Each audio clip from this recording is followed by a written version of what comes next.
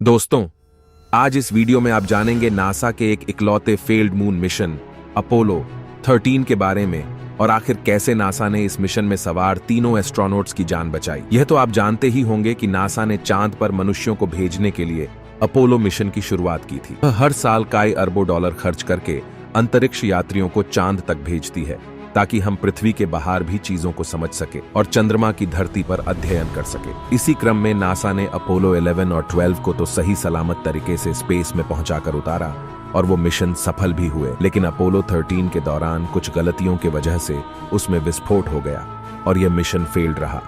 पर आपको यह जानकर हैरानी होगी कि इस मिशन ने असफल होने के बावजूद भी एक ऐसा रिकॉर्ड बनाया जिसे आज तक कोई नहीं तोड़ पाया है। इसे जानने के लिए वीडियो में बने रहें और वीडियो को लाइक जरूर करें।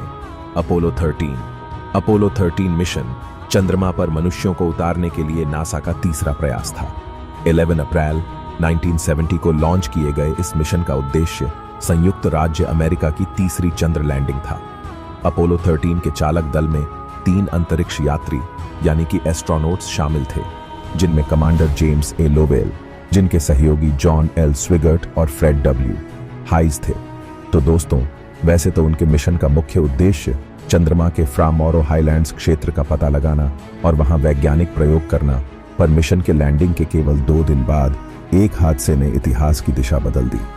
मिशन लैंडिंग के 2 दिन बाद यानी 13 अप्रैल 1970 को अंतरिक्ष यान के सर्विस मॉड्यूल के ऑक्सीजन टैंक में विस्फोट हुआ, जिससे कमांड मॉड्यूल खराब हो गया और चालक दल के जीवन को खतरा हो गया और उनका सुरक्षित वापस लौटना मुश्किल था।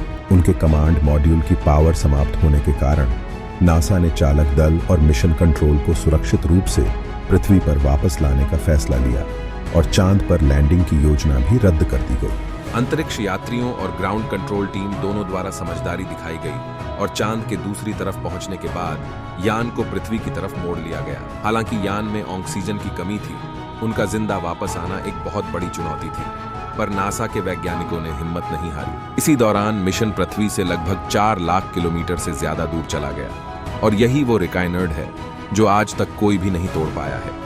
हालांकि पृथ्वी की कक्षा में घुसते ही यान का नासा से संपर्क टूट गया, मतलब कि एस्ट्रोनॉट्स की आवाज ग्राउंड टीम तक नहीं पहुंच पाई, जिसे कम्युनिकेशन ब्लैकआउट बोलते हैं, जो कि आमतौर पर 2 मिनट से ज्यादा नहीं रहता। पर इस बार यह 4 मिनट 27 सेकंड तक रहा। इस दौरान पूरा अमेरिका ही नहीं बल्कि दोस्तों पूरा संसार हाथ पर हाथ धरकर बैठ चुका था और किसी को भी एस्ट्रोनॉट्स के वापस आने की उम्मीद नहीं बची। तभी अचानक यान से आवाज आती है कि हम सुरक्षित हैं, यानी कि वी आर सेफ, और इससे ग्राउंड टीम और लोगों की जान में जान आती है। और 17 अप्रैल 1970 को अंतरिक्ष में लगभग 6 दिनों के बाद अपोलो 13 के यात्रियों ने पृथ्वी के वायुमंडल में फिर से एंटर किया और प्रशांत महासागर में सुरक्षित रूप से लैंड किया। अपोलो 13 मिशन को मानव अंतरिक्ष उड़ान में सबसे बड़ी उपलब्धियों में से एक माना जाता है और इसने दुनिया को यह दिखाया कि विपरीत परिस्थितियों में भी इंसान किसी भी चुनौती से पार पा सकता है। तो दोस्तों, कमेंट में बताइए कि ये वीडियो आपको कैसी लगी और नासा के इस अद्भुत प्रयास के लिए एक लाइक जरूर कीजिए। ऐसी ही वीडियोस पाने के लिए हमारे चैनल को सब्सक्राइब जरूर कर लीजिए।